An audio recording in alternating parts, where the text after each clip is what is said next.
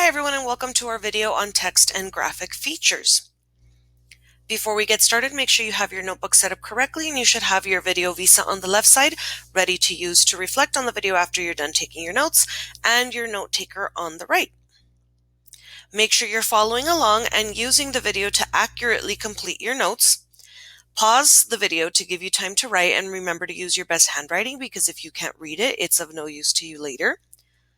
And rewatch the video at least once so you make sure that you didn't miss anything while you were pausing to write. So this is what our note taker looks like. I'm going to define what text and graphic features are for you, even though that's not part of our note taker. And then under each of the text and graphic features that I already have labeled for you here, you're going to write their definition. The space is not very big, so make sure that you're writing small and neat so that you can read it. I'm also going to be giving you some examples of each of these features so you know what to look for when you have a nonfiction text of your own. So let's get started. Text features, first of all, are features that are added to a nonfiction text that help a reader better understand the content. These features are written, which is why we call them text features, and are often used in combination with graphic features. And I'll show you some examples of those as we go along.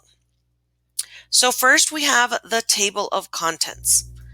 This shows the page numbers and titles for each section of the text, and it's usually at the very front of the text. They put it that way so that you can find the sections you're looking for. We have an example here from a magazine called Storyworks, and it shows the different text. It shows their title, their author, and the page numbers that you can find them so that you can easily navigate to that section that you're looking for.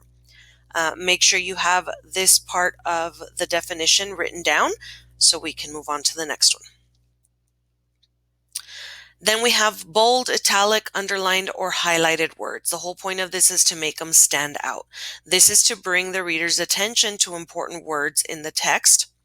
Those words are often found in the glossary, and we'll get to what the glossary is in just a bit. But you have an example here. This is a piece of the text, and you can see that 3 words are highlighted. That means that these 3 words are important. You should know what they mean. They have some significance to the content of the text. And if you don't know what they mean, the definitions are usually provided for you. Okay, but of course, you can always look them up yourself. Then we have headings. These are the titles of each large section of the text, and they give hints as to what the section will be about. For example, this is an article in that same magazine, and this is the heading here, The Children Who Escaped the Nazis. That tells me that this section is going to be about a certain group of children who escaped the Nazis, and we're going to hopefully find out how they did it, where they were, who they were, and maybe even what happened to them afterwards. But again, this gives you a hint as to what the entire section is going to be about. Then we have subheadings. This is the title of a smaller, more specific section within that larger piece of text. And this also gives you a hint at what the section will be about. I have a different text here. The main heading is The Great Stink. And it says, in 1858, London was caught in the grip of a deadly health crisis. Its largest river was overflowing with poop. Pretty gross, right? And then we have a subheading here, The Problem of Poop. So this section is going to tell us about what that problem was, hopefully explain why a river would be filled with poop, which I can't even imagine, right? And this just gives you a hint as to what that section is going to be about, and it relates to the main heading, right? It relates to what the entire text is about. Next, we have captions. And these explain what the picture or illustration is showing. We have a picture here of this beautiful sea turtle, and we have the main caption that explains that these sea turtles are reptiles that live in the ocean. They swim thousands of miles during their long lifetimes, and some turtles can live to be 100 years old. And then we also have like another extra little caption that shows more information about the picture. But remember, the purpose of the captions is just to explain what is happening here, why are they showing you, and give you information about this picture.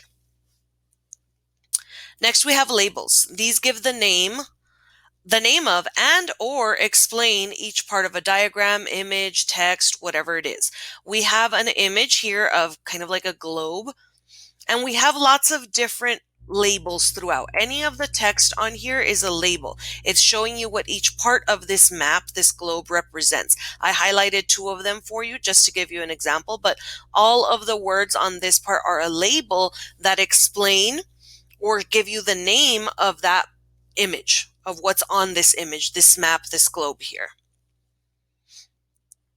And then we have the glossary. I mentioned this one earlier when we talked about the bolded words. This is a part that gives definitions of important words in the text, and it's usually at the end of the text. And it looks like this. This is almost like a dictionary, like a miniature dictionary that's specific to just this text. It's in alphabetical order, as you can see here, to make it easy for you to identify and to find the words that you're looking for. And it gives you the definition so that you can better understand those words and how they're used in the text. All right, then we have graphic features. These are the features added to a nonfiction text also that help a reader better understand the content. And these features are visual. That's why they're graphic features, but they're still often used in combination with the text features. Okay. The first one is the illustrations and the photographs. This is a visual representation of something related to the text. We have a photograph here. This is a boy that has asthma, and you can see that next to that we have the caption, which is that text feature, and that's how these are combined to better help you understand the text. And then we have an illustration here that is talking about the city of Pompeii, which was destroyed by a volcano. And this was a very ancient city, so no pictures are going to exist. Therefore, an illustration is used because that's the closest we can get to seeing an actual image of something ancient like this one. Then we have sidebars. This is just additional information, such as like fun facts, that are included in the text as a box or other shape on the top, side, or bottom of the main text. The purpose of these sidebars is just to give you extra information, like it says, fun facts, that relate to the text but are not a direct part of the text. For example, I have this main text here, and this text is talking about children that worked in coal mines. And we have a sidebar here that is explaining what is coal. This sidebar is not part of the main text because the main text is mostly about the condition for the children that worked in these coal mines, but it's giving you extra information that relates to the text by explaining, well, what exactly is coal? And you'll see these, like it says here, in boxes, in other shapes, but it'll be something that stands out and is very separate from the main text to show the reader this isn't part of the main text, it's separate, it's a sidebar. Next, we have insets.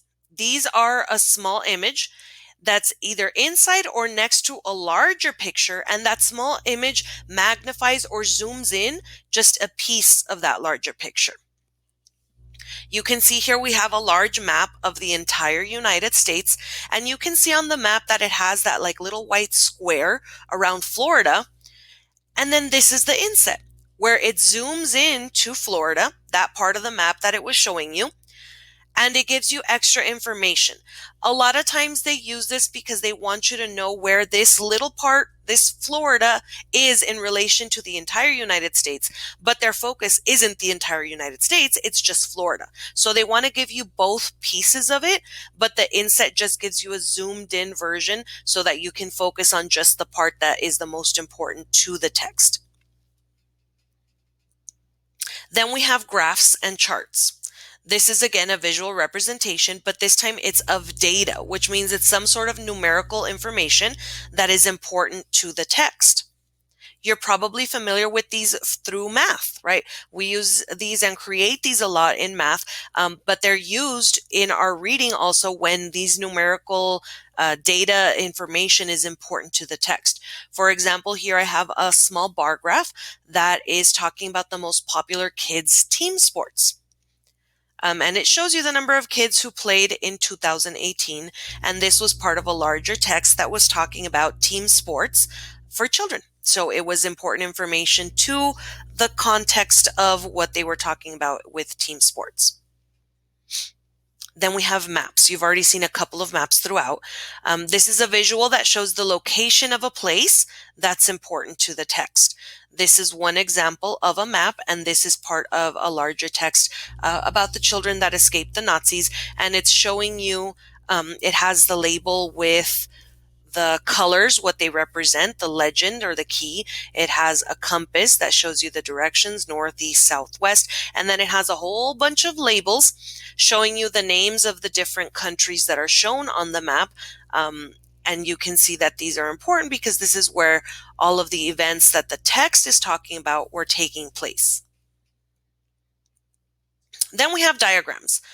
These are just a picture that shows the appearance, the structure, the working of something, and it usually has labels. So this is one example of a diagram, and this is talking about different types of volcanoes, and you can see those labels in the middle. They even have arrows pointing to each part so you better understand the picture. And then this is another type of diagram. This one is talking about dollar bills, and it's talking about the different features of a dollar bill. And you can see that there's a bunch of like small pictures with their own captions and labels showing you the parts of a dollar bill that they want you to know about. So diagrams can look very different. It just depends on their purpose and what the content of the text is. Then we have timelines. These shows an event in chronological order, and it usually includes precise dates. Not always, but a lot of times they will have like the years or the day to show you the time that it happened in. We have one example here, and it's titled, right, when you see something like through the ages, you know that it's going to talk about time. You know, if it says over time, timelines usually have some sort of title to them, just like a lot of other features. But you can see that each picture here has some sort of relation to time. Not all of them have precise dates. Some of them do. If you look at the last two, it says like the 1800s, and then it says 1934. The previous ones say things like ancient Egypt and ancient Rome. So they don't give a precise date, but they do show you how things changed over time. Sometimes timelines will literally have a line with labels going across the line showing the progression of time. It just depends, again, on the content, on the purpose of that timeline, how specific it will be. So at this point, you should have all of your notes finished on your note taker. We have all the definitions of each of these, and you were able to see some examples of what they look like in a text. So you should be ready to search for these yourself.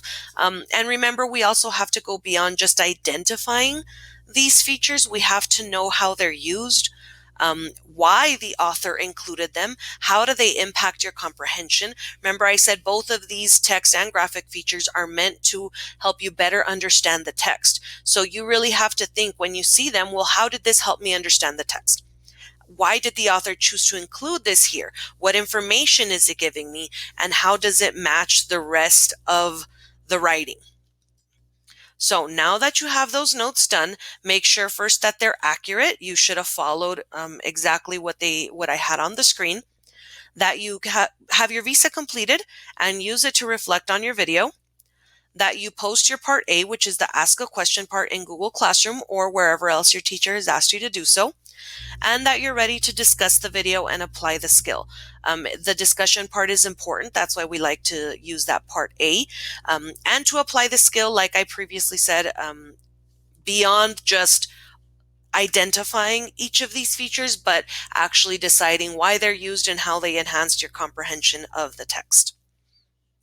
Once you have that done, then you're good to go.